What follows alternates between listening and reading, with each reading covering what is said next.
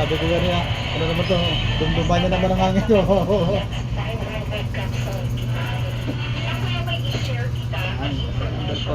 Dito yung mugot tingin ito.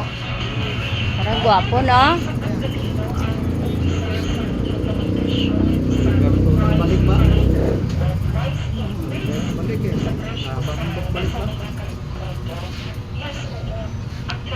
Di pa gunting sa iba. Kaya no, bigyan sa kabantalasan. Na